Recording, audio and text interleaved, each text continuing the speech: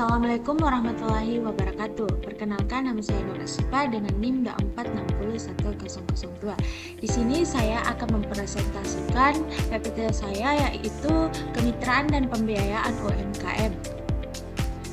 Di mana UMKM itu menyumbang kontribusi besar bagi perekonomian Indonesia, baik dari sisi penyerapan tenaga kerja maupun PDB nasional. Serta adanya kendala klasik yang masih perlu dihadapi, yaitu adanya keterbatasan modal usaha yang menghambat perluasan produksi dan pasar.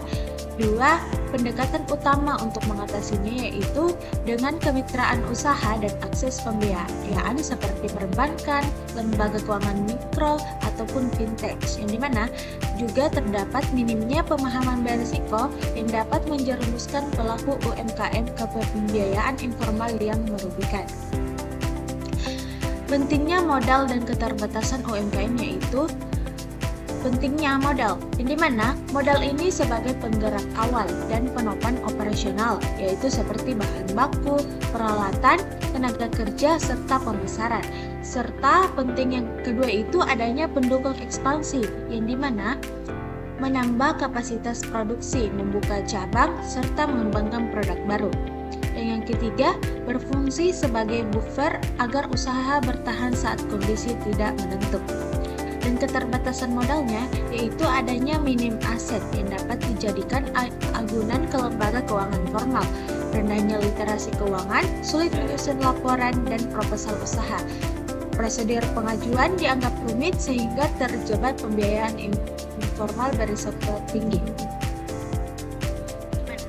Dari segi pengertian, konsep kemitraan usaha adalah kerjasama antar pihak UMKM, usaha besar atau dengan lembaga lain yang berdasarkan prinsip saling membutuhkan atau memperkuat dan saling menguntungkan.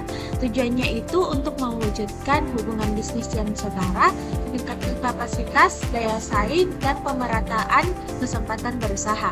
Serta manfaat bagi UMKM yaitu adanya kepastian pasar, akses modal dan teknologi, serta adanya pendampingan manajemen dan peningkatan reputasi usaha. Adapun pola kemitraan usaha yaitu yang pertama ada inti plasma, yang dimana inti plasma ini adalah usaha besar yang berperan sebagai inti atau pembina UMKM sebagai plasma umum pada sektor pertanian, perkebunan, dan pertanian. Dua, ada subkontrak, yang dimana usaha besar memberi sebagian pekerjaan produksi kepada UMKM sesuai spesifikasi umum pada manufaktur. Ketiga, ada waralaba atau franchise, yaitu franchise memberikan hak penggunaan merek dan sistem kepada franchise dengan imbalan franchise fee dan atau loyalty. Adapun keuntungan dan risiko kemitraan. Yang pertama, keuntungannya yaitu dapat memberikan kepastian bagi produk UMKM, akses modal dan teknologi, adanya peningkatan kapasitas usaha, adanya pengurangan risiko usaha karena dukungan mitra. Sedangkan risikonya yaitu adanya ketergantungan tinggi terhadap mitra usaha, ketidakseimbangan posisi tawar dengan usaha besar, adanya risiko one prestasi atau ingkar janji salah satu pihak, dan adanya keterbatasan ruang kreativitas usaha secara mandiri. Adapun akses perbankan yaitu kredit usaha rakyat atau disebut dengan KUR, yang dimana program pembiayaan pemerintah yang melalui perbankan bagi pelaku UMKM yang lebih visible atau layak usaha, namun belum bankable atau belum memiliki agunan yang cukup. Dan yang kedua, ada menawarkan suku bunga yang relatif rendah karena sebagian bunga disubsidi ke pemerintah. Dan yang ketiga, membantu UMKM mengakses modal secara resmi dan aman dan terhindar dari pembiayaan informal berisiko tinggi. Adapun jenis-jenis KUR yaitu ada KUR supermikro, KUR mikro, dan KUR kecil. Adapun syarat-syarat dan manfaat serta tanggungan dari KUR ini yaitu syarat pengajuannya itu usaha berjalan kurang lebih dari 6 bulan, memiliki KTP dan legalitas usaha yaitu NIB atau SKU, tidak sedang menerima kredit produktif lain.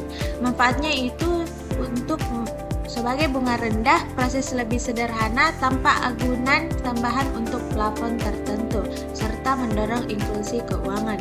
Dan adapun tantangannya yaitu di literasi keuangan itu lebih rendah, dokumen legalitas terbatas, serta jangkauan layanan bank di daerah terpencil. Adapun lembaga keuangan mikro yang pertama ada koperasi simpan pinjam, yang dimana koperasi ini dikelola bersama oleh dan untuk anggota dengan prinsip kekeluargaan. Prosedurnya itu sederhana dan bunga lebih terjangkau, sangat membantu UMKM di wilayah pedesaan. Dan yang kedua ada BMT atau Baitul Mal wal Tanwil, yang dimana lembaga keuangan mikro syariah dengan fungsi sosial, yang dimana meliputi zakat, infak maupun sedekah, dan fungsi bisnisnya yaitu mudaharabah, murabahah, dan tanpa unsur riba. Fintech dan pembiayaan digital, yang dimana ada P2P lending memungkinkan UMKM mengajukan pinjaman daring dengan proses yang lebih cepat, memanfaatkan verifikasi digital termasuk crowdfunding sebagai alternatif urun dana, yang dimana yang pertama ada pinjaman online legal, yang dimana itu terdaftar dan diawasi oleh OJK, bunga dan denda sesuai batas ketentuan, serta lebih transparan dan penagihan beretika. Sedangkan fintech ilegal yaitu dia tidak terdaftar di OJK, bunga dan denda tinggi, tidak transparan, serta penagihan intimidatif dan penyalahgunaan data pribadi. Adapun strategi untuk mendapatkan modal usaha yaitu yang pertama adanya proposal usaha, yaitu sebagai gambaran analisis pasar, kebutuhan modal, dan proyeksi pendapatan yang dapat meyakinkan. Yang kedua ada rekam jejak keuangan, yaitu catatan pemasukan, pengeluaran, dan arus kas yang rapi dan lebih konsisten. Yang ketiga ada networking usaha, yaitu membangun jaringan melalui komunitas UMKM, forum, dan pelatih bisnis. Dan yang keempat ada kelayakan usaha, yang dimana pasar yang jelas, modal bisnis menguntungkan, dan evaluasi yang berkelanjutan. Kesimpulannya yaitu dari presentasi hari ini yaitu kemitraan usaha dan akses pembiayaan adalah dua strategi utama yang mengatasi keterbatasan modal UMKM. Pola kemitraan, inti plasma, subkontrak, dan waralaba dapat memberikan kepastian pasar, akses modal, dan teknologi, namun tetap berisiko karena ketergantungan pada mitra. Dan yang ketiga ada sumber pembiayaan tersedia luas yang disebut dengan kur bunga rendah, lembaga keuangan mikro yang dapat masyarakat, hingga fintech yang cepat dan mudah dengan syarat legalitasnya yang terjamin. Dan strategi memperoleh modal yaitu proposal yang dapat meyakinkan, rekam jejak keuangan rapi, networking luas, dan kelayakan usaha berkelanjutan. Itulah tadi hasil presentasi saya. Lebih dan kurangnya mohon dimaafkan. Wabillahi taufiq wal hidayah. Wassalamualaikum warahmatullahi wabarakatuh.